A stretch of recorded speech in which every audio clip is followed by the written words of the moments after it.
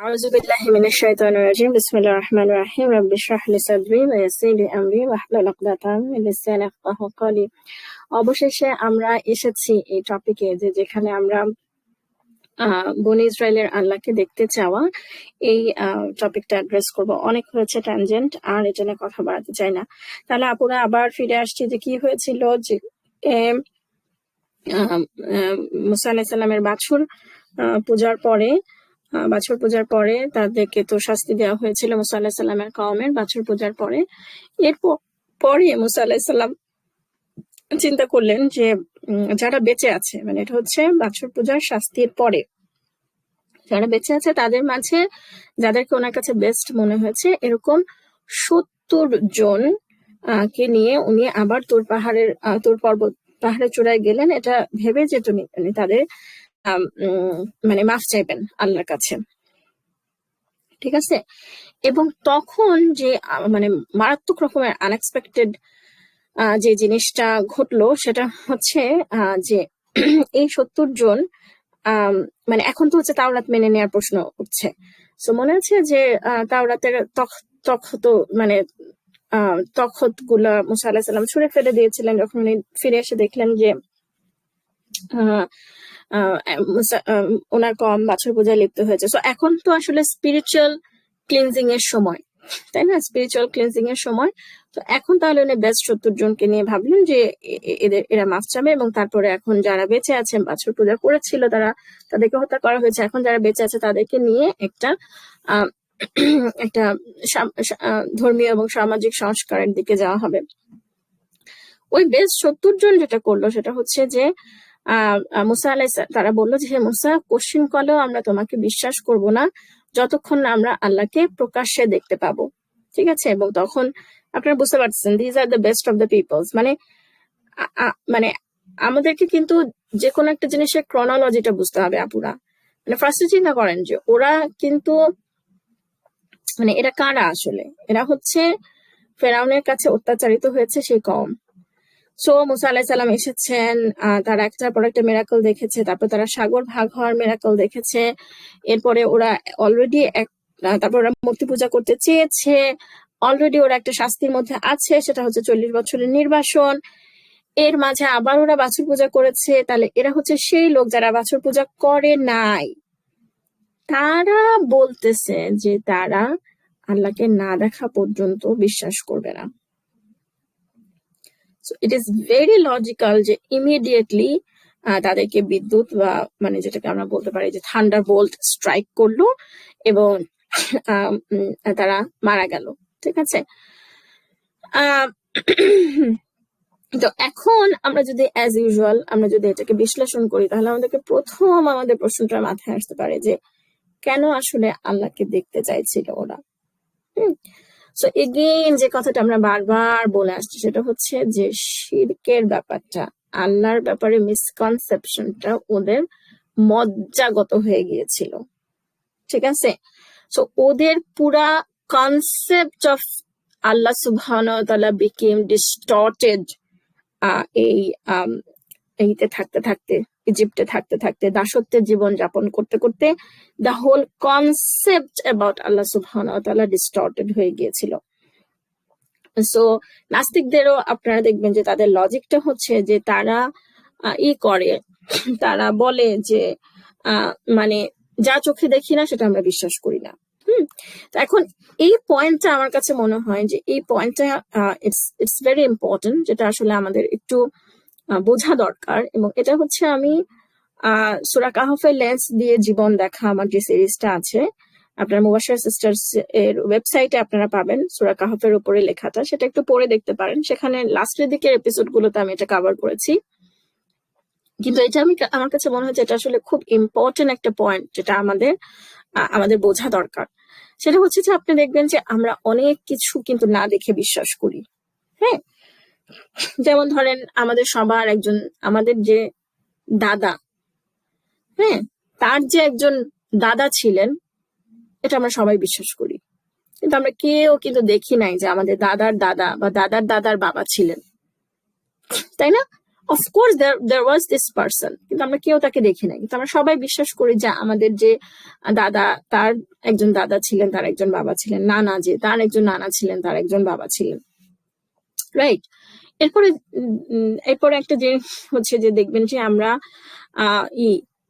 কি বলে, আমরা ধরেন যখন বলি যে কারো সুগার বেড়ে গেছে, কারো ডায়াবেটিক্স বেড়ে গেছে, তখন আমরা কি দেখি যে তার রক্তে তার সুগার বেড়ে গেছে? Do we see that? আমরা কিন্তু সেটা দেখি না। আমরা কোন একটা প্যারামিটার দেখি, হ্যাঁ, কোন একটা প্যারামিটার দেখে আমরা কনক্লুশনে আসি যে ব্লাডে সুগার বেড়ে গেছে অথবা কিছু একটা হয়েছে। সো এইটাকে আসলে বেসিক্যালি এটাকে বলা হচ্ছে ইনফারেন্স, ইনডিরেক্ট ইনফারেন্স, ঠিক আছে? যেমন ধরেন আপনি ধোঁয়া দেখলেন, ধোঁয়া উঠতে দেখে আপনি বুঝবেন যে আগুন লেগেছে।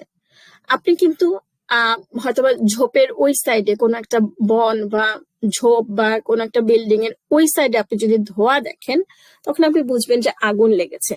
তাহলে কি হচ্ছে, আমি দেখতেছি না যে আগুন লাগছে, কিন্তু ধোঁয়া দেখে আমি এই কনক্লুশনে আসতেছি যে নিশ্চয়ই আগুন লাগছে, রাইট?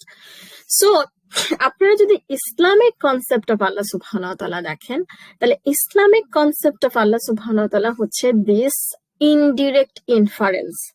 যেমন স্কলার আরো অনেক উদাহরণ দেন, ধরুন আপনি দেখলেন যে গোবর পড়ে আছে, আপনি দেখেন নাই যে রাস্তা দিয়ে একটা গরু গেছে, কিন্তু যখন গোবর পড়ে আছে তখন আপনি ই করলেন যে হ্যাঁ, এই রাস্তা দিয়ে হয়তো একটা গরু গেছে, অথবা পায়ের ছাপ। এরকম প্রচুর উদাহরণ স্কলাররা দেন। বা আপনি হয়তো বা শব্দ, প্লেট পড়ে গেছে, আপনি দেখেন নাই যে প্লেট পড়ে গেছে, কিন্তু সেটার আপনি সাউন্ড শুনলেন, সাউন্ড শুনে আপনি বুঝলেন যে প্লেট ভেঙে গেছে। So there are thousands of examples in our life যেখানে আমরা না দেখে বিশ্বাস করি। ইনফ্যাক্ট এই যে আমাদের মানুষের যে ক্যাপাসিটি তো আসলে খুবই লিমিটেড, তাই না? মানুষের ক্যাপাসিটি তো খুবই লিমিটেড। আমরা শ্রাব্যতার সীমা কি জিনিস সেটা পড়েছি, আমরা দৃষ্টির সীমা কি জিনিস সেটা পড়েছি। সো আপনারা দেখেন যে আল্ট্রাসাউন্ড যেটা, সেটা আসলে কি? সেটা তো একটা সাউন্ড ওয়েভ, তাই না? কিন্তু যখন আমাদেরকে আল্ট্রাসাউন্ড করা হয় তখন কি আমরা কোনো সাউন্ড শুনতে পাই? তখন আমরা সাউন্ড শুনতে পাই না। কেন শুনতে পাই না? কারণ হচ্ছে যে এটা আমাদের শ্রাব্যতার সীমার বাইরের সাউন্ড, সেই জন্য আমরা এটার কোনো সাউন্ড শুনতে পাই না। সো মানুষের শ্রাব্যতার একটা মানুষের ক্যাপাসিটি তো আসলে খুবই লিমিটেড। সো যারা হচ্ছে গাড়ি চালান, আপনারা দেখবেন যে অনেক সময় বিকালের দিকে বা সন্ধ্যার দিকে এরকম হয় যে সূর্যের আলোটা চোখের উপরে পড়ে, তখন আপনি দেখবেন যে আপনি কিছু দেখতে পাচ্ছেন না। কারণ গাড়ির সামনে এরকম একটা থাকে যে যেন সূর্যের আলোটা চোখের উপরে না লাগে। এরকম সময় কিন্তু খুব ফ্যাটাল টাইপের অ্যাক্সিডেন্ট হতে পারে। তো ওভারঅল মানুষ যখন বলে যে আমি যা দেখি নাই আমি সেটা বিশ্বাস করব না, অথবা নাস্তিকরা যখন এই ধরনের কথাবার্তা গুলো বলে, তখন সেই কথাটা আসলে প্রচন্ড রকমের ফালতু এবং ফল্টি একটা logic, and we should be aware of this. সেই জন্য আপনি দেখবেন যে আল্লাহ সুবহানাহু ওয়া তাআলা কোরআনে বারবার ওনার সৃষ্টি নিয়ে গবেষণা করতে বলতেছেন, ঠিক আছে? Because the more we will see the creation of Allah subhanahu wa ta'ala, আমরা যত গবেষণা করব আল্লাহর সৃষ্টি নিয়ে, তত আমরা বুঝতে পারবো যে অবশ্যই একজন সৃষ্টিকর্তা আছেন এবং উনি একজন সুনিপুণ সৃষ্টিকর্তা। যেমন আমার কাছে সবসময়, আমি যখন প্রেগনেন্ট ছিলাম, আমার মেয়েটাকে যখন আমার পেটে ছিল, তখন আমি খুব বেশি করে যে কোরআনের যে আয়াতগুলোতে হচ্ছে হয় মানব সৃষ্টির ধাপগুলো বর্ণনা করা হয়েছে। যেমন সূরা হজের 5 নম্বর আয়াতে, সম্ভবত সূরা হজের বিগিনিং এর দিকের আয়াতে, এরপরে সূরা 23 নম্বর সূরা, যেটা সূরা মুমিনুন, সেটা শুরুর দিকের আয়াতগুলো আছে। তো ওই জিনিসগুলো আমি অনেক বেশি পড়তাম। কেন পড়তাম? বিকজ আমার মনে আছে যে এখানে 20 উইকস এর দিকে একটা আল্ট্রাসাউন্ড হয়, ঠিক আছে, এটা খুবই ইম্পর্টেন্ট একটা আল্ট্রাসাউন্ড, এই মুহূর্তে আমার মুখে আসছে না, যেটা হচ্ছে যে ওভারঅল ফেটাসটার ওভারঅল ই হয়, ওভারঅল সিচুয়েশনটা বোঝা যায়।